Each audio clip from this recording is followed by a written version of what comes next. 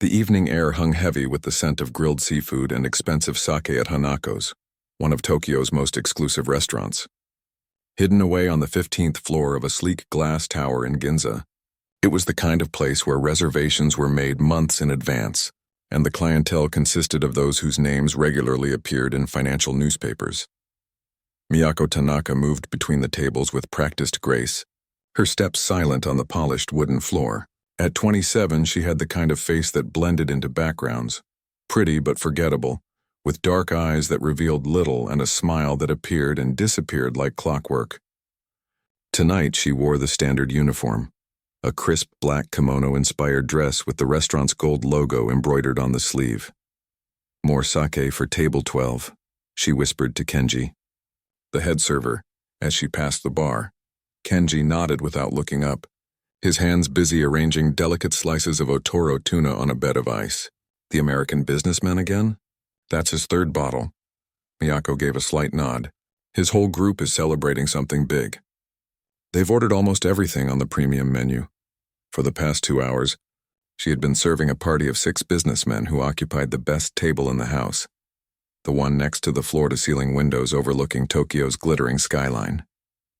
5 Japanese executives and 1 American, all wearing suits that probably cost more than her yearly salary. The American stood out not just because of his height or his booming laugh that occasionally disturbed the restaurant's carefully cultivated atmosphere.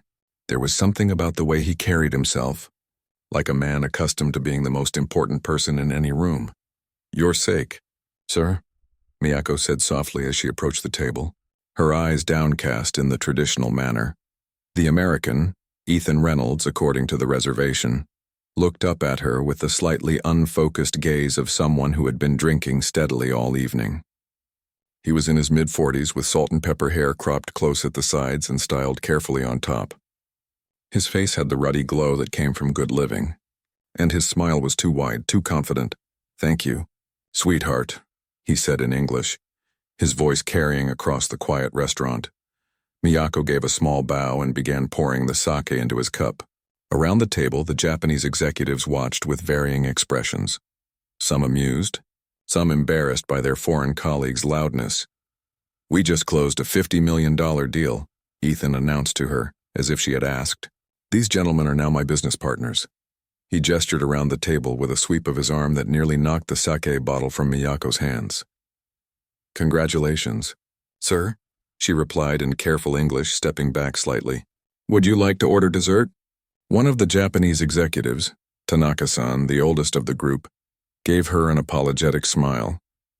"Perhaps some green tea ice cream to finish, and coffee for anyone who wants it?" Miyako nodded, grateful for the intervention. As she turned to leave, her attention was caught by movement near the entrance. A young couple was being seated at the small table beside the grand piano that occupied one corner of the restaurant. The piano was mostly for show. Occasionally on weekend evenings, a musician would play soft background music, but tonight was Wednesday, and the instrument sat silent and gleaming under the soft lights. The restaurant had begun to empty out. It was nearly 11 p.m., and only a few tables remained occupied. The businessman, the young couple, an elderly man who came every Wednesday for the grilled eel, and a group of 4 women celebrating a birthday. Miyako delivered the dessert order to the kitchen and took a moment to stretch her back.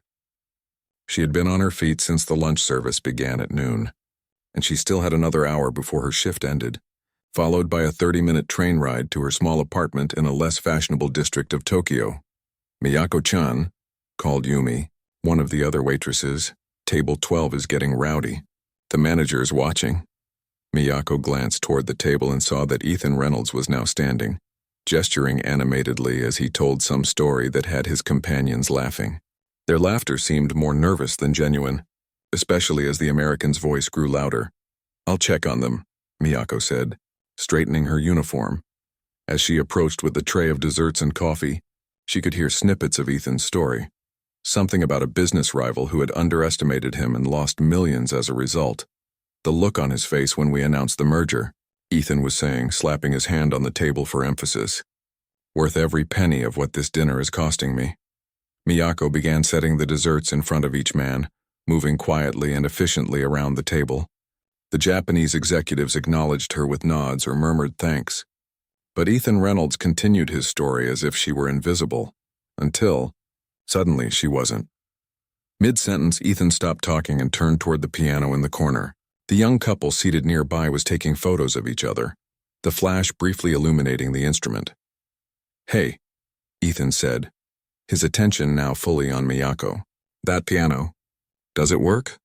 Miyako paused, coffee pot in hand. "Yes, sir. Sometimes we have musicians play on weekends. But not tonight?" "No, sir. Not on Wednesdays." A wide smile spread across Ethan's face.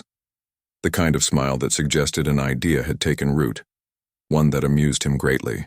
He reached out and lightly touched Miyako's arm, causing her to stiffen slightly. "What's your name again, sweetheart?" "Miyako, sir." "Miyako," he repeated, drawing out each syllable. "Pretty name. Tell me, Miyako, do you play?" The question caught her off guard. She felt the attention of everyone at the table shift to her, 6 pairs of eyes watching with varying degrees of interest and discomfort. "I'm sorry?" "The piano," Ethan clarified, gesturing toward it. "Do you play?" "I'm suddenly in the mood for some music to celebrate our deal." Miyako's hand tightened around the handle of the coffee pot. "I'm a waitress, sir, not a pianist." This seemed to amuse Ethan even more. He turned to his companions. "You know what would make this night perfect? Some live music. What do you say, gentlemen?" The Japanese executives exchanged glances. Tanaka-san cleared his throat. "Reynolds-san, perhaps we should simply enjoy our dessert. It's getting late." But Ethan wasn't listening. He had already pushed back his chair and was standing up, his 6-foot frame towering over Miyako. "Come on," he said, his voice carrying through the restaurant. "I want to hear something. Play us a tune." Conversations at other tables faltered. Heads turned. From the corner of her eye, Miyako could see Mr. Hashimoto, the restaurant manager, watching from near the kitchen door, his expression concerned but hesitant. Wealthy clients like these businessmen kept Hanako's thriving, and the staff knew better than to offend them. "Sir," Miyako said quietly, trying to keep her voice steady, "I'm not employed to play the piano. I'll make it worth your while," Ethan interrupted, pulling out his wallet and extracting several large bills. He waved them in front of her, his smile growing wider. "Consider it a tip for excellent service." One of the Japanese executives, a younger man named Ito, let out a nervous laugh. "Reynolds-san likes to be entertained," he said to no one in particular. The elderly man at the nearby table frowned disapprovingly. The young couple had stopped taking photos and were watching the scene unfold with uncomfortable fascination. One of them had a phone out, possibly recording. "Sir, please," Miyako said, feeling heat rise to her cheeks. In her 3 years working at Hanako's, she had dealt with difficult customers before. Demanding ones, rude ones, even the occasional drunk who needed to be politely but firmly shown the door. But something about this moment felt different, more public, more humiliating. Ethan Reynolds didn't seem to notice or care about her discomfort. He was enjoying himself, playing to the audience that had formed. "Come on, just one song. Unless you can't play at all." His tone shifted, becoming slightly mocking. "Is that it? Not even chopsticks?" A few tables away, someone whispered audibly. "Poor girl." That whisper somehow cut through Miyako more sharply than Ethan's loud demands. Poor girl. The words echoed in her head, mingling with similar phrases she had heard throughout her life.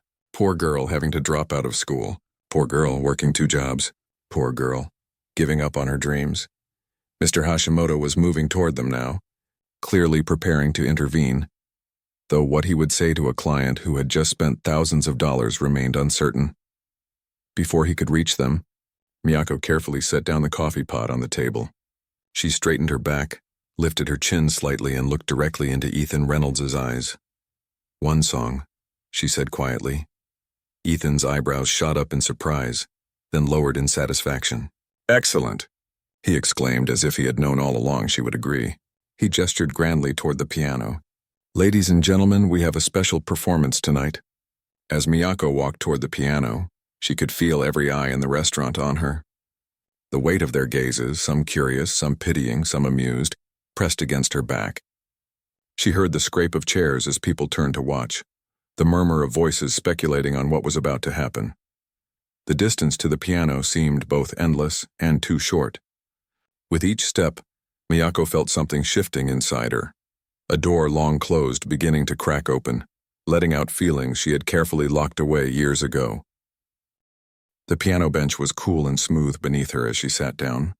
She adjusted her position slightly, a movement so familiar her body remembered it despite the years. Her hands hovered above the keys for a moment as she stared at them, hands that had spent the past 8 hours carrying trays, pouring drinks, folding napkins behind her. She heard Ethan Reynolds say loudly to his companions, "This should be entertaining at least. $10 says she can't get through Twinkle." "Twinkle, little star?" Someone laughed, a short, uncomfortable sound quickly stifled. Miyako closed her eyes and then she began to play. The first notes filled the restaurant like drops of rain on a still pond. Gentle, tentative, almost questioning. Miyako's fingers moved slowly at first, as if remembering an old language, playing a simple melody that floated above the hushed conversations. From his table, Ethan Reynolds smirked. The tune was recognizable, the beginning of a popular classical piece that anyone with a few piano lessons could manage. He caught the eye of Ito, the youngest executive, and made a show of stifling a yawn. "Well, she can play a little," he said loudly enough for nearby tables to hear, grade school recital level. But then something changed. The simple melody transformed, growing more complex with each measure. Miyako's hands began to move with increasing confidence, her right spinning out delicate arpeggios while her left provided a foundation of rich, resonant chords. The smirk on Ethan's face faltered. Miyako kept her eyes closed, her body swaying slightly as she played. The piece was Chopin's Ballade, number 1 in G minor, a composition that began deceptively simply before, revealing its true nature as one of the most technically challenging pieces in the classical piano repertoire. For the first time that evening, Ethan Reynolds fell completely silent. Around the restaurant, conversations had stopped entirely. The kitchen staff had paused their work, standing in the doorway to listen. The young couple who had been taking photos now recorded the performance, their expressions a mixture of surprise and wonder. The elderly man at his usual table had set down his chopsticks, his eyes closed as he listened with obvious appreciation. As the piece progressed, Miyako's playing grew more intense. Her fingers flew across the keys with precision that spoke of thousands of hours of practice. The music swelled and receded like ocean waves, building toward explosive crescendos before retreating into passages of heartbreaking delicacy. "Tanaka-san." The oldest of the executives leaned toward Ethan. "Reynolds-san," he whispered. "This is no ordinary waitress." Ethan could only nod, his earlier mockery forgotten as he watched Miyako's transformation. Gone was the quiet, forgettable server who had poured their sake and endured his demands. In her place sat an artist in complete command of her instrument, drawing sounds from it that seemed almost impossible. Mr. Hashimoto, the restaurant manager, stood frozen near the kitchen, his expression cycling through shock, confusion, and finally something like pride. In 3 years of employment, Miyako had never once mentioned she could play. Not during her interview, not during staff gatherings, not even when customers asked about the piano. The climax of the piece arrived in a furious cascade of notes that required both technical brilliance and emotional depth. Miyako's hands blurred as they crossed over each other, executing runs and trills that left even those with no musical knowledge breathless.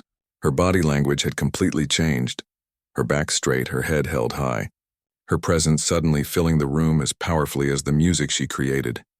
Ethan Reynolds found himself leaning forward in his chair, all pretense of disinterest abandoned. He had attended performances at Carnegie Hall and the Sydney Opera House, had paid thousands for front-row seats to see world-renowned pianists, and yet he couldn't remember the last time he had been so completely captivated by a musical performance. "Who is she?" he whispered to no one in particular. As the piece entered its final section, there was an almost electrical tension in the air. The tempo increased, the dynamics grew more extreme, and the emotional intensity of the music seemed to touch everyone in the room. A waitress near the bar wiped tears from her eyes. The birthday party women sat with their desserts forgotten, mouths slightly open in astonishment. When the final notes rang out, powerful, decisive, and then fading into silence, the restaurant remained perfectly still for several heartbeats. Then applause erupted. Not polite, restrained applause, but the kind that comes from genuine amazement. People stood from their tables. Someone whistled. The young couple who had been recording looked at each other in disbelief, then back at Miyako. For a moment, Miyako remained at the piano, her hands resting lightly on the keys, her eyes still closed. When she finally opened them, she seemed almost surprised to find herself in the restaurant, as if she had been somewhere else entirely while playing. She rose from the bench and gave a small, formal bow, the kind of bow a concert pianist might give after a recital. Then, without looking at the customers or her colleagues, she turned to walk back to the kitchen. Wait, Ethan Reynolds was on his feet, his earlier arrogance replaced by something that looked almost like humility. The restaurant fell quiet again, all eyes moving between the millionaire and the waitress. That was... For once, words seemed to fail the man who had spent the evening talking too loudly and too much. That was extraordinary. Miyako didn't respond. Her face had returned to its careful blankness, though a slight flush colored her cheeks. "Where did you learn to play like that?" Ethan asked, his voice softer now, genuinely curious rather than demanding. Before Miyako could answer, the elderly man who always ordered grilled eel on Wednesdays stood up. He was in his 70s with silver hair and the dignified bearing of someone who had once been important. When he spoke, his voice quavered slightly with age but carried clearly through the restaurant. "I know who she is," he said in Japanese, then switched to English. Or rather, who she was. All attention shifted to him. He walked slowly toward Miyako, stopping a respectful distance away. "You are Miyako Tanaka," he said. 10 years ago, you won the Junior International Piano Competition in Vienna. I was one of the judges." A soft gasp went through the restaurant. Mr. Hashimoto stepped forward, looking between the elderly man and Miyako with confusion. "Nakamura-san," he said to the elderly customer. "You are certain?" The man, Nakamura, nodded firmly. I could never forget that interpretation of Chopin. It was distinctive, personal. Many young pianists play with technical perfection but without soul. Miyako-san played with both. He looked directly at Miyako, his eyes kind but questioning. "You were destined for greatness. You had acceptances from Juilliard, the Royal Academy in London. Then you disappeared from the music world." Miyako looked down at her hands. Hands that had just created something beautiful, now clasped tightly in front of her black uniform. When she spoke, her voice was so quiet that everyone in the restaurant leaned forward to hear. "My father died suddenly. Heart attack. My mother was already gone, cancer, 3 years before. I had 2 younger brothers still in school." She paused, her words coming out carefully measured. "International competitions don't pay bills. Scholarships don't feed children." The restaurant was completely silent now. Even the sounds from the kitchen had ceased. "So you gave it up," Nakamura said softly. "Your music. Your future." Miyako gave a small shrug that tried to suggest it was nothing, but the gesture couldn't hide the weight of the sacrifice. Many people give up dreams. I was luckier than most. I had something I could give up. Ethan Reynolds had been listening intently, his expression growing increasingly troubled. He ran a hand through his carefully styled hair, mussing it in a way that made him look suddenly more human, less the caricature of a wealthy businessman. "But you still play," he said. It wasn't a question. For the first time that evening, a genuine smile flickered across Miyako's face. "Yes, when I can. The community center near my apartment has an old upright piano. Sometimes I go there very early in the morning before work." "Before work?" Tanaka-san asked. "You mean before your shift here?" Miyako hesitated, then said, "I have 2 jobs. Here in the evenings, and at a coffee shop near Tokyo. Station in the mornings." The implication hung in the air that this woman with extraordinary talent was working 16-hour days serving food and pouring coffee. Nakamura shook his head slowly, his expression pained. "Such a waste," he murmured, then seemed to realize how his words might sound and quickly added, "Not your choice. That was honorable. But that the world lost your music." An uncomfortable silence fell over the restaurant. The other diners looked away, suddenly aware they were witnessing something private.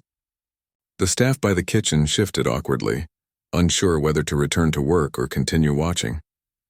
Only Ethan Reynolds seemed oblivious to the discomfort, his eyes fixed on Miyako with an intensity that was difficult to interpret. "Your brothers," he said abruptly. "How old are they now?" Miyako looked up, startled by the personal question. 20 and 18. Koji just started university this spring. Hiro's in his last year of high school, and you've been supporting them all this time? Since you were 17, she finished for him. Yes. Something flashed in Ethan's eyes, recognition perhaps, or understanding. He opened his mouth as if to say more, then closed it, seeming to think better of whatever he had planned to say. Mr. Hashimoto finally broke the tension, stepping forward and addressing the restaurant. Thank you for the unexpected entertainment this evening, he said with a small bow. Miyako-san, please return to your duties. The rest of the staff back to work, please. The spell broken, conversations gradually resumed. The birthday party returned to their celebration. The young couple, after one last look at Miyako, went back to their desserts. Nakamura returned to his table, though his eyes followed Miyako with a sadness that suggested he was mourning something precious that had been lost. As Miyako moved to step past Ethan Reynolds on her way back to the kitchen, he reached out as if to touch her arm, then seemed to think better of it and withdrew his hand. I apologize, he said quietly, the words sounding rusty, as if they weren't ones he used often. For making a spectacle of you. Miyako gave him a small nod, her face once again professionally blank.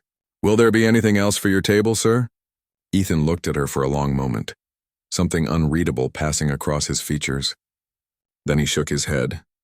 No, thank you. As Miyako walked away, Ethan Reynolds sank back into his chair, ignoring the curious glances from his business partners. He stared out the window at Tokyo's glittering skyline, but his thoughts were clearly elsewhere. Behind him, the piano sat silent once more, its lid closed, its presence in the restaurant suddenly seeming less decorative and more like a question waiting to be answered. The next morning arrived with the relentless punctuality of Tokyo, the city already humming with activity as the first trains began their routes at 5 a.m. In a tiny apartment in the Koto district, Miyako was already awake, moving quietly through her morning routine to avoid waking her youngest brother, Hiro, who was still asleep in the apartment's single bedroom. She had given up the bedroom years ago. Converting the living room into her sleeping space with a futon, she folded away each morning. It was a practical arrangement, she always told herself, though the walls of the small apartment sometimes felt like they were closing in after all these years. As she prepared a simple breakfast of rice and miso soup, her mind kept returning to the previous night at Hanako's. The piano, the music, the way it had felt to play again on a proper grand piano, not the worn-out upright at the community center with its slightly out-of-tune middle register and sticky pedals. And then there was the American millionaire, Ethan Reynolds. His mocking tone, followed by that stunned expression when she began to play. His apology, which had seemed genuinely uncomfortable, as if sincerity was a language he rarely spoke. She shook her head, pushing the memories away. Today was Thursday. Another 16-hour workday with morning shift at the coffee shop, followed by evening service at Hanako's. No time for daydreaming. Morning. His Hiro appeared in the kitchen doorway, his school uniform already on, his hair still messy from sleep. At 18, he had grown tall, already towering over Miyako by several inches. His face, so much like their father's, still carried traces of childhood in the softness around his jaw and the occasional outbreak of acne on his forehead. You're up early, Miyako observed, sliding a bowl of rice toward him. Exam prep? Hiro nodded, stifling a yawn. Finals are next week. I was studying until 2. Miyako frowned. You need sleep. How will you remember anything if your brain is tired? Says the person who works 2 jobs and sleeps maybe 5 hours a night. Hiro countered with a half smile. Miyako didn't respond to that. Instead, she asked, heard from Koji? Yeah, he texted last night. He's doing fine. His engineering professor is a tyrant, apparently, but he's keeping up. A small, satisfied smile crossed Miyako's face. Both her brothers were doing well. Koji in his first year at Tokyo University studying engineering, and Hiro preparing for his own university entrance exams with plans to study computer science. Sometimes in moments like this, the sacrifices of the past decade didn't feel quite so heavy. I should go, she said, glancing at the clock. Early rush at the coffee shop. Hiro looked up from his breakfast. You know, after I start university next year, you could cut back your hours. Maybe just keep one job. Miyako shook her head as she gathered her things. University is expensive. Koji's scholarship doesn't cover everything, and you'll need support too. But after that, we'll see, Miyako said, using the same gentle but firm tone she'd been using to end difficult conversations since she was 17. Have a good day at school. There's curry in the fridge for dinner. Don't wait up. Before Hiro could press further, she was out the door, joining the stream of early morning commuters heading toward the train station. The morning passed in a blur of coffee orders, pastries, and the constant hiss of the espresso machine. By noon, when her shift ended, Miyako's feet were already aching. She had 4 hours before she needed to be at Hanako's, just enough time to go home, rest briefly, and change into her restaurant uniform. As she stepped out of the coffee shop, the bright midday sun made her squint. Tokyo in late spring was beautiful, with cherry blossom petals still occasionally drifting through the air like pink snow. She allowed herself a moment to simply stand and breathe before heading toward the train station. Miyako Tanaka? The voice came from behind her, deep and unmistakably American. She turned, already knowing who she would see. Ethan Reynolds stood a few feet away, looking strangely out of place on the busy sidewalk. He had traded last night's business suit for more casual attire, dark jeans and a light blue button-down shirt with the sleeves rolled up. Without the formal clothes and the dim restaurant lighting, he looked younger, less intimidating. Mr. Reynolds, Miyako said, her surprise evident in her voice. What are you doing here? He had the decency to look slightly embarrassed. I asked your manager where you worked during the day. I hope that's not too intrusive. It was, but Miyako just waited silently for him to continue. Ethan shifted his weight from one foot to the other. I wanted to talk to you, properly, without an audience. He gestured to a small cafe across the street. Could I buy you lunch? Just to talk, Miyako hesitated. Every instinct told her to politely decline and continue home for her much-needed rest. And yet curiosity tugged at her. What could this wealthy American possibly want to discuss with her? Just lunch, Ethan added, seeming to sense her reluctance. 30 minutes of your time, please. Against her better judgment, Miyako nodded. 30 minutes. The cafe was quiet compared to the bustling coffee shop where she worked, with only a few tables occupied. They sat near the window, sunlight streaming in across their small table. Miyako ordered a simple bowl of soba noodles, while Ethan chose a bento box that he barely touched. For the first few minutes, an awkward silence hung between them. Ethan seemed to be gathering his thoughts, his fingers tapping an irregular rhythm on the table's edge. I behaved poorly last night, he finally said. I was drunk, showing off for my new business partners. It doesn't excuse it, but I wanted to apologize again, properly. Miyako nodded, accepting his words without comment. She had dealt with enough drunk businessmen at Hanako's to know when an apology was genuine. But that's not the only reason I wanted to talk to you, Ethan continued. He leaned forward slightly, his expression intense. Your playing was extraordinary. I've never heard anything like it. Miyako looked down at her noodles, uncomfortable with the praise. It was just Chopin. No, Ethan said firmly. It wasn't just anything. I've heard Chopin played by professionals at concert halls around the world. What you did was different, special. He paused, studying her face. Why did you stop, really? The directness of the question caught Miyako off guard. She had given the abbreviated version last night. Family obligations, financial necessities. But sitting here in the quiet cafe with this stranger who seemed genuinely interested, she found herself answering more honestly. After my father died, there was no one else. My mother's parents had passed years before, and my father's family. They never approved of his marriage to my mother. They offered to take the boys, but not me. She gave a small shrug. I couldn't let my brothers be separated, sent to live with people who had rejected us our whole lives.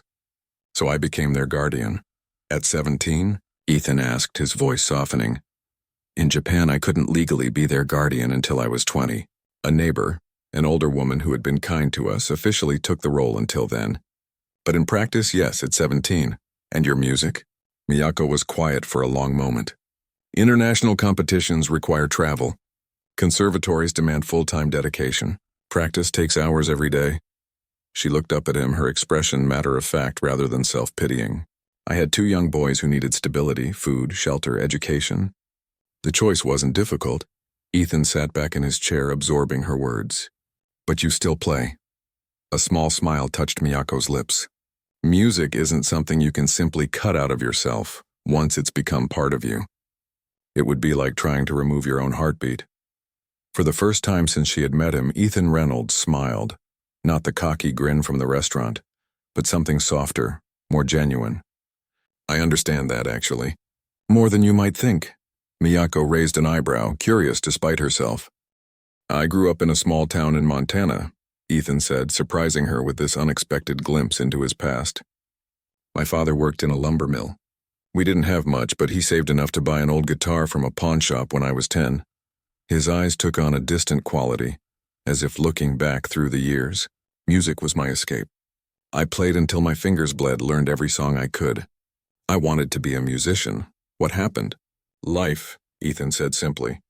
College scholarships for computer science, not music. Bills to pay. Parents getting older, needing support. He shrugged. I followed the practical path. Built my first software company at 24, sold it at 30, started another. Somewhere along the way, the guitar got put in a closet. Miyako studied him with new interest. This was not the arrogant businessman from last night's dinner. This was someone with unexpected layers, someone who might actually understand something of her own journey. Do you regret it? She asked quietly. Ethan considered the question. Sometimes. I've achieved success beyond anything I could have imagined. But there are days when I wonder what might have been. He looked directly at her. But you had genuine talent. The kind that comes along rarely. Had? Miyako repeated, a slight edge entering her voice. Have. Ethan corrected quickly. Clearly you still have it. Which brings me to why I really wanted to talk to you. He reached into his pocket and pulled out a business card, sliding it across the table. It was simple but elegant, with just his name, the title Founder and CEO, and the words, Reynolds Foundation for the Arts. I established the foundation 5 years ago, he explained. We provide funding for arts education, sponsor promising artists, and support various cultural initiatives around the world. Miyako looked at the card, then back at Ethan, her expression guarded. Why are you telling me this? Because the foundation also has a special program. We call it Second Chances. It's for exceptional talents who had to abandon their artistic pursuits due to circumstances beyond their control. He leaned forward again, his eyes intent. People exactly like you, Miyako. She stared at him, not quite comprehending what he was suggesting. The program provides full scholarships for continued education, living stipends, performance opportunities, and mentorship, Ethan continued. We currently have 12 artists in the program. Painters, dancers, musicians, all people who showed remarkable promise in their youth but had to set aside their art for practical reasons. Miyako's hand trembled slightly as she set down her chopsticks. Mr. Reynolds, Ethan, please. Ethan, she amended. I appreciate what you're trying to do, but I'm 27 years old. My brothers depend on me. I can't just restart a music career. Your brothers are 18 and 20, correct? Both on paths to good educations and careers. He spoke gently but with conviction. The program includes family support, Miyako. Your brothers' educations would be fully funded. And you wouldn't be restarting. You'd be continuing what was interrupted. Miyako's mind was racing. The opportunity he was describing seemed impossible, too good to be true. A chance to return to music, to study again, to play on proper pianos in proper venues. A way to ensure her brother's futures without working herself to exhaustion, and yet, why? She asked finally. Why would you do this? You don't know me. Ethan was quiet for a moment, seeming to consider his answer carefully. I've made a lot of money in my life, he said finally. More than I could spend in several lifetimes. Along the way, I've met many wealthy people who use their money to buy things. Houses, cars, art, status. I decided I wanted to use mine differently. He paused. When I heard you play last night, I witnessed something rare and valuable. Talent like yours shouldn't be lost to the world because of bad timing and family tragedy. Miyako looked out the window, watching the people passing by on the sidewalk. All strangers with their own complicated lives, their own dreams deferred or abandoned. I would need time, she said slowly, to think, to discuss it with my brothers. Ethan nodded, visibly relieved that she hadn't immediately refused. Of course.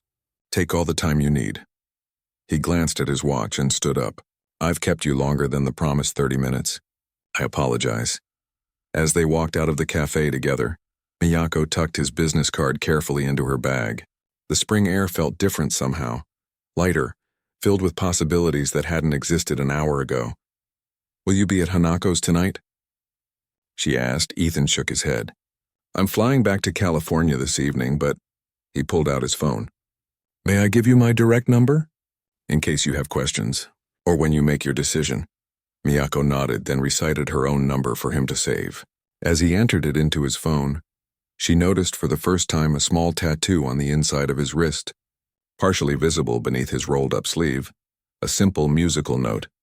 Perhaps Ethan Reynolds was indeed someone who might understand something about the pull of music, the way it remained in the blood even when circumstances forced it into silence. "Thank you for listening," he said, putting his phone away, "and for considering the offer." As Miyako watched him walk away, merging into the crowd of Tokyo's midday hustle, she found herself standing a little straighter, breathing a little deeper. For the first time in 10 years, she allowed herself to think about a future that included music, not as stolen moments on an out-of-tune piano before dawn, but as the center of her life once again. It was a dangerous thought, a dizzy kind of hope that made her heart beat faster. But as she turned toward home, Miyako realized she wasn't ready to let go of it just yet. 3 days had passed since Miyako's lunch with Ethan Reynolds, and his business card remained untouched in her wallet. 3 days of routine, morning shifts at the coffee shop, evening service at Hanako's, and the quiet hours in between when she tried to rest but found her mind constantly circling back to the unexpected offer. On Sunday evening, her one night off from Hanako's, Miyako sat at their small kitchen table with both her brothers. She had prepared their favorite meal, her father's recipe for katsudon, and now as they finished eating, she took a deep breath and told them everything. The encounter at the restaurant, Nakamura-san recognizing her, the lunch with Ethan, the foundation, the offer. Throughout her explanation, both brothers remained unusually quiet.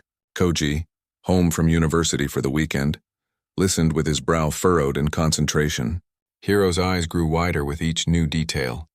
When she finished speaking, silence filled the small apartment. Miyako waited, suddenly nervous. She had been the center of their small family unit for so long.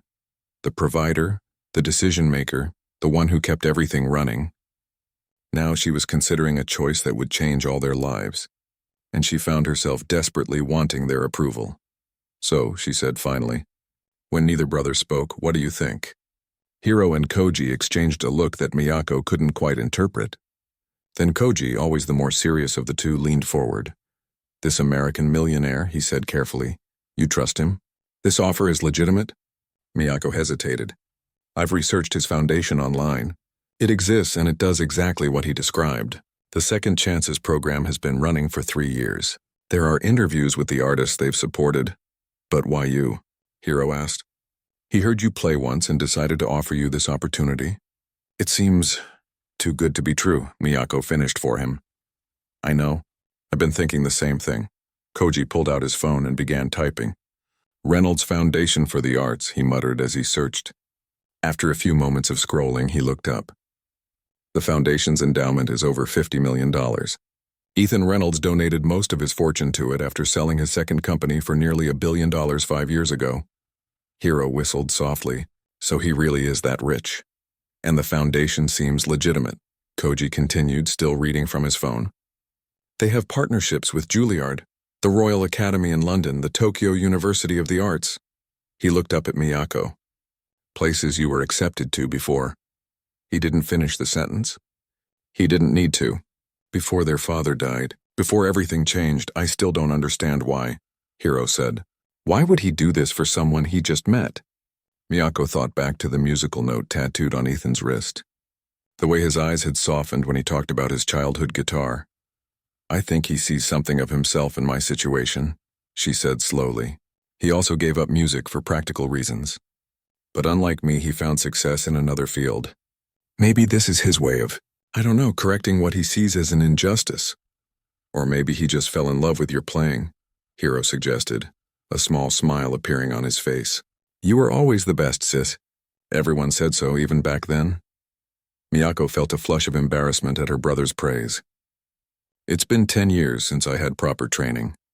I'm not the same pianist I was at 17. But you could be again, Koji said quietly. Better even. Another silence fell over the table, this one different from before, charged with possibility. What about you two? Miyako asked finally. If I did this, everything would change. Your education would be funded by a stranger's foundation. I wouldn't be here as much. Our lives would be different. Hiro laughed, the sound unexpectedly bright in their small kitchen. You mean we wouldn't have to worry about you working yourself to death with 2 jobs? You'd actually be doing something you love instead of serving coffee and pouring sake for rich people? That kind of different? Miyako couldn't help smiling at his enthusiasm. It's not that simple, Hiro. Actually, Koji said, his expression thoughtful. Maybe it is that simple. He reached across the table and took Miyako's hand, a rare gesture from her usually reserved older brother. You gave up everything for us, sis, everything. Since I was 10 years old, I've watched you work impossible hours, give up your dreams, your education, your social life, all for us. You were children, Miyako said simply. What else could I have done? Nothing, Koji agreed. You did exactly what you had to do, and we will never be able to repay you for that sacrifice. But now, he squeezed her hand. Now we're not children anymore. I'm in university. Hiro will be next year. Maybe it's time for you to reclaim some of what you lost. Tears pricked at the corners of Miyako's eyes. She blinked them away quickly, not wanting her brothers to see how deeply their words affected her. I don't want you to feel like I'm abandoning you, she said, her voice slightly unsteady. Hiro rolled his eyes in typical teenage fashion. Sis, we're not babies. I'm 18, Koji is 20. Most people our age don't still live with their older sister anyway. Besides, Koji added, from what you've said, this program would still allow you to be in Tokyo, at least initially. We'd still see you, and eventually we would be fine on our own. You've made sure of that by raising us to be independent. Miyako looked at her brothers, really looked at them. Somehow, while she had been busy working and worrying and planning, they had grown into young men, responsible, thoughtful young men who were now looking back at her with unwavering support in their eyes. You really think I should do this? She asked, still uncertain. Yes, they said in unison, then laughed at their synchronized response. Call him, Hiro urged, tomorrow, before you talk yourself out of it.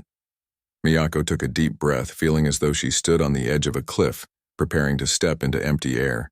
All right, she said finally. I'll call him tomorrow.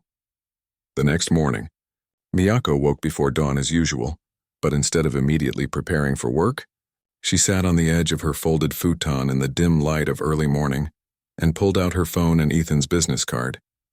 It would be afternoon in California, a reasonable time to call. Before she could reconsider, she dialed the number. He answered on the 3rd ring. Ethan Reynolds. Mr. Reynolds, she said, her voice steadier than she expected. This is Miyako Tanaka. There was a moment of silence, then, Miyako, I'm glad you called. His voice sounded genuinely pleased. Have you had a chance to think about our conversation? Yes, she said. I've discussed it with my brothers. I have some questions. Of course, ask me anything. If I accept your offer, what exactly would happen? What would be the first steps? She heard the sound of papers shuffling as if he were sitting at a desk. Typically, we start with an assessment period. We'd arrange for you to meet with several master pianists in Tokyo to evaluate your current level and develop a personalized training program. The foundation would cover your living expenses so you could reduce your work hours and focus on practicing. And my brothers? As I mentioned, their education would be fully funded, tuition, books, housing if needed. The foundation believes in supporting the whole family unit, not just the artist. Miyako closed her eyes, trying to imagine this new reality.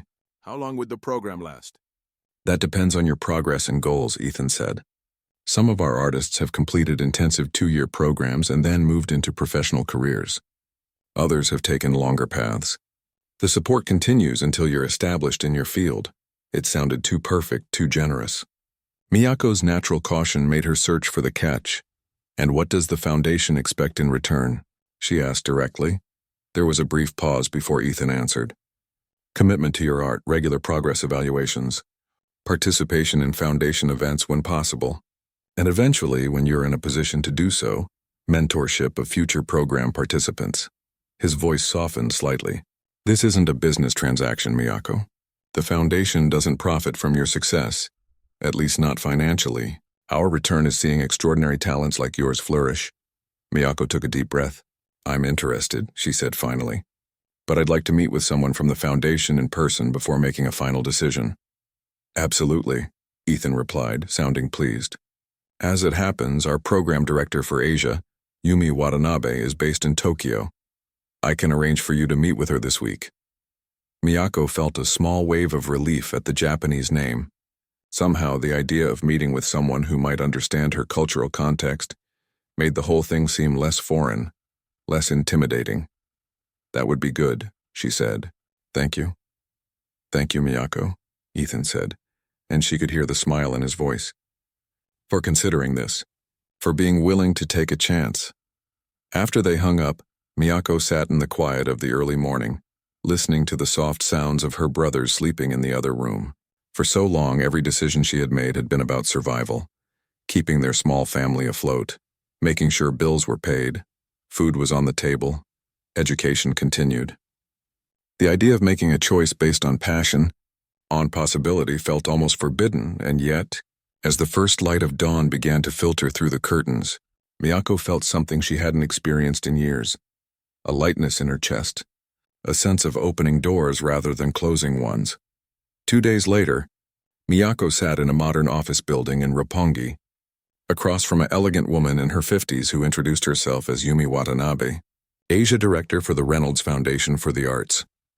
Ethan has told me about your remarkable performance at Hanako's, Yumi said, her Japanese perfect but with the subtle accent of someone who had spent many years abroad, and about your circumstances. Miyako nodded, her hands clasped tightly in her lap. She had taken the day off from both jobs to attend this meeting, losing a day's wages she could ill afford to miss. Everything about this moment felt significant, weighted with possibility. Before we discuss specifics, Yumi continued, I'd like to hear from you. Why do you play the piano, Miyako? The question caught her off guard. She had prepared for practical inquiries about her training, her experience, her availability, not this fundamental question that went to the heart of everything. I play because... She paused, searching for the right words. Because when I play, I become more fully myself. Music speaks things I cannot say in words. It connects me to something larger than my own life. Yumi smiled, a warm expression that transformed her professional demeanor. That is exactly the kind of answer we hope to hear from our artists. She opened a folder on her desk. Now let me tell you what the Second Chances program could offer you. For the next hour, they discussed details, the financial support, the educational opportunities, the performance expectations. Yumi showed Miyako profiles of other artists in the program. A Mexican painter who had abandoned art to support his family after his father's illness. A South African dancer who had given up a promising career to care for younger siblings. Stories like her own. People who had made impossible choices and now were being given second chances. There's one more thing, Yumi said as their meeting was coming to an end. A condition that Ethan added specifically for you. Miyako tensed slightly. Here it was, the catch she had been expecting. He has requested that as part of your acceptance into the program you perform one special concert. A concert? Miyako repeated, surprised. But I haven't performed publicly in 10 years. It would be a small private event, Yumi explained. At Hanako's restaurant where Ethan first heard you play. Just for the staff, your brothers and a few foundation representatives. She smiled again. Ethan believes it would provide closure to that chapter of your story, before beginning the new one. As Miyako left the building, stepping into the bright Tokyo afternoon, she felt as though she were walking in a dream. Everything around her, the crowded sidewalks, the gleaming buildings, the carefully tended trees along the boulevard, seemed more vivid, more alive with possibility. That evening, as she prepared for her shift at Hanako's, Miyako knew what her decision would be. She would call Yumi tomorrow and accept the offer. She would perform the special concert at Hanako's. She would, at 27, reclaim the dream she had set aside at 17, and as she donned her black uniform for one of what would now be her final shifts as a waitress, Miyako found herself looking forward to the moment when she would tell Mr. Hashimoto and her colleagues about this unexpected turn in her life, from waitress to pianist, from service to artistry.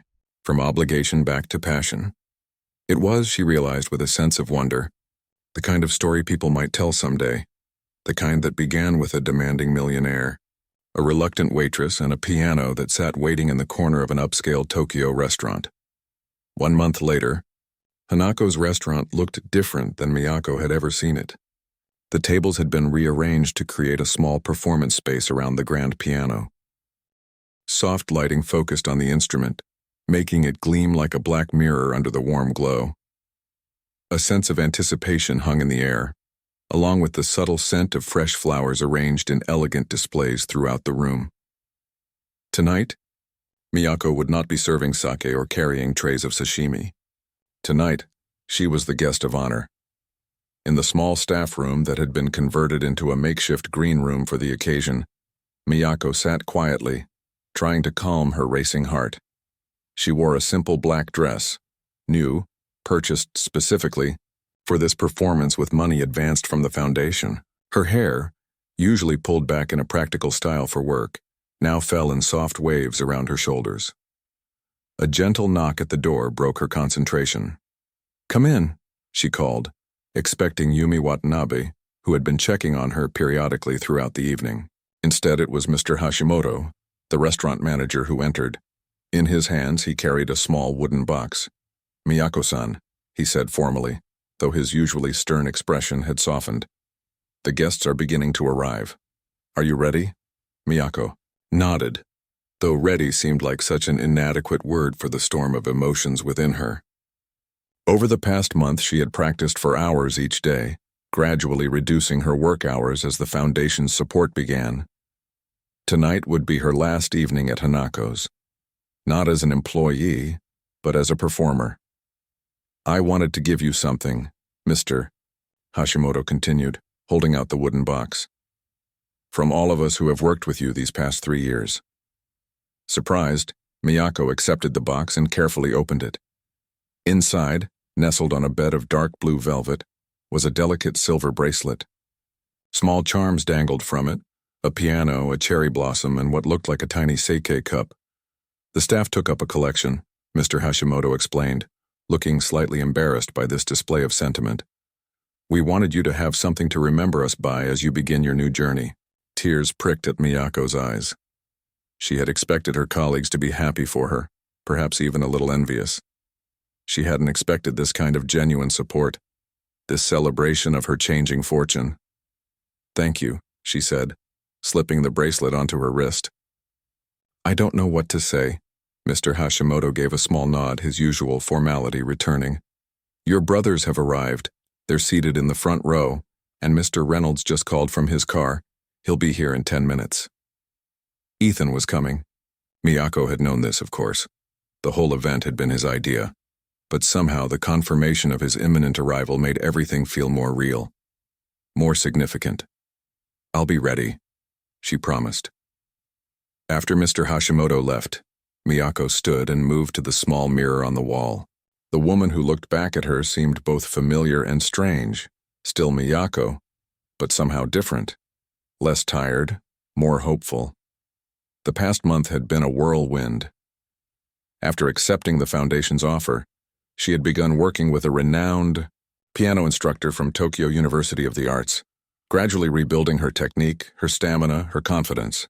There had been moments of frustration when her fingers couldn't immediately execute what her mind remembered, but also moments of pure joy when the music flowed through her, as it had when she was 17. Tonight's program was modest. 4 pieces that showcased different aspects of her playing, culminating in the Chopin ballade that had started this whole unlikely journey. It wasn't a formal recital or a professional debut, but rather a bridge between her past and her future, a moment of transition witnessed by those who had been part of her story. Another knock at the door, and this time it was Yumi, elegant as always in a midnight blue suit. "It's time, Miyako," she said gently. "Everyone is here." Taking a deep breath, Miyako followed Yumi out of the staff room, through the kitchen where the chefs and dishwashers paused in their work to bow respectfully, and into the main restaurant. The room was full but not crowded. The staff of Hanako's sat together at several tables, some still in uniform, others dressed for the special occasion. Miyako's brothers were indeed in the front row, Hiro fidgeting slightly in the suit he rarely wore, Koji sitting straight and proud. Nakamura-san, the elderly judge who had recognized her playing, sat nearby with several distinguished-looking men and women that Miyako guessed were associates from the music world. And there, just being shown to his seat by a hostess, was Ethan Reynolds. He looked different than she remembered, more relaxed, dressed in a charcoal suit that was elegant without being flashy. When he caught her eye across the room, he gave her a small nod and an encouraging smile. Miyako made her way to the piano, feeling the weight of all those eyes upon her. This was nothing like playing in competitions as a teenager, where the audiences had been strangers evaluating her technical skills. These people knew her, had seen her pour their sake, take their orders, bow apologetically when the kitchen was backed up. They had witnessed her in her ordinariness, and now they were here to witness something else entirely. As she sat down at the piano bench, adjusting her position with the automatic movements ingrained by years of training, a hush fell over the room. Miyako placed her hands on the keys, closed her eyes for a moment, and then began to play. The first piece was Mozart, precise, delicate, controlled. She had chosen it deliberately as a way to settle her nerves, to find her center in the familiar patterns. As the final notes faded, there was a moment of silence before warm applause filled the room. The second piece was Debussy, all impressionistic color and subtle shading. The third was Rachmaninoff, bold and passionate. With each piece, Miyako felt herself relaxing more, surrendering to the music, remembering what it was like to communicate through this language that had once been as natural to her as breathing.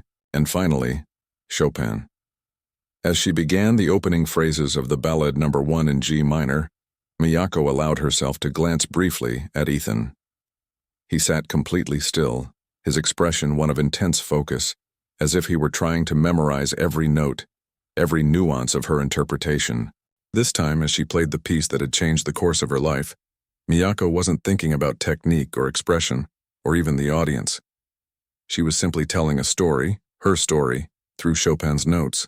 The struggle, the sacrifice, the moments of despair, but also the unexpected joy, the love of her brothers, and now, this strange and wonderful new beginning. When the final chords resonated through the restaurant, there was a moment of complete silence. Then Hiro jumped to his feet, applauding wildly, and the rest of the room followed. The applause went on, washing over Miyako in waves as she stood and bowed, her cheeks flushed, her eyes bright with unshed tears. As the applause finally began to subside, Ethan Reynolds made his way to the piano. He waited until the room had quieted again before speaking. "Thank you all for coming tonight to witness this remarkable performance," he said, his voice carrying clearly through the restaurant. "Those of you who have known Miyako Tanaka as a waitress have just had the privilege of meeting Miyako Tanaka, the pianist, though in truth she has always been both, carrying her music within her even when circumstances prevented her from sharing it with the world." He turned to look directly at Miyako, his expression serious but warm. "A month ago, I behaved poorly in this very restaurant. I made assumptions based on appearances. I treated someone with disrespect because of their job title." He paused. "That night, Miyako taught all of us, perhaps, an important lesson about hidden depths, about the stories we don't know when we look at each other across a restaurant table or a shop counter." Miyako felt heat rising to her cheeks at being the center of such attention, but there was something healing in Ethan's public acknowledgement of how their story had begun. "The Reynolds Foundation is honored to welcome Miyako into our Second Chances program," Ethan continued. "But the truth is, Miyako never needed a second chance at being a brilliant pianist. She has always been that. What she needed, what many talented people need, was simply the opportunity to be recognized, supported, and heard." After the formal part of the evening ended, the gathering became more relaxed. The staff of Hanako's served champagne and elegant small bites to the guests. Miyako found herself surrounded by well-wishers, former colleagues who now looked at her with new respect, music professionals eager to discuss her future studies. Her brothers beaming with pride. Eventually, she found a moment to step away, moving toward the large windows that overlooked Tokyo's glittering skyline. She needed a moment to absorb everything that had happened, everything that was about to happen. She sensed, rather than heard, someone join her by the window, and wasn't surprised to find Ethan standing beside her, 2 glasses of champagne in hand. He offered one to her. "To new beginnings," he said, raising his glass slightly. Miyako touched her glass to his. "To hidden talents," she countered with a small smile. They stood in comfortable silence for a moment, looking out at the city lights. "What happens now?" Miyako asked finally. Ethan considered the question. "Technically, you'll begin full-time studies next month. The foundation has arranged housing closer to the conservatory. Your brothers will receive their educational stipends. You'll work with your instructors to develop a long-term plan." He paused. "But I think what you're really asking is something else." Miyako nodded. "Everything is changing so fast. A month ago I was serving dinner to you and your colleagues now. Now you're embarking on the life you were meant to have all along." Ethan finished for her. "It will be challenging, Miyako. There will be moments when you question this path, when you wonder if you made the right choice." "How do you know?" A small, sad smile crossed his face. "Because that's how it is with dreams. They're never quite what we imagine. Sometimes they're harder, sometimes they're better, but they're always complicated." Miyako thought about this, turning the champagne glass slowly in her hand. "The night we met, you asked me to play the piano because you were showing off for your business partners. You thought it would be entertaining to mock the waitress." Ethan winced slightly. "Not my finest moment." "No," Miyako agreed. "But if you hadn't done that, we wouldn't be here now." She looked up at him. "Sometimes good things come from imperfect beginnings." He studied her face for a moment, then nodded slowly. "I think you're going to be just fine, Miyako Tanaka." 6 months later, Miyako stood backstage at Suntory Hall, one of Tokyo's most prestigious concert venues. Her hands were cold with nerves, her mouth dry. In a few minutes, she would walk out onto that stage for her first public recital since returning to music. In the audience were her brothers, her former colleagues from Hanako's, her instructors from the conservatory, representatives from the Reynolds Foundation, music critics from several publications, and in a seat near the front, Ethan Reynolds, who had flown in from California specifically for this event. As she waited for her cue, Miyako touched the silver bracelet that still adorned her wrist, a reminder of where she had come from, of the journey that had brought her to this moment. When the stage manager nodded to her, Miyako took a deep breath and walked out into the lights. The applause that greeted her was polite but reserved. This audience didn't yet know her, didn't yet have any reason to believe in her talent. But as she sat down at the gleaming concert grand piano and placed her fingers on the keys, Miyako knew that was about to change. And somewhere in the darkness beyond the stage lights, a millionaire who had once mockingly ordered a waitress to play the piano now sat forward in his seat, ready to witness once again the extraordinary talent he had helped restore to the world.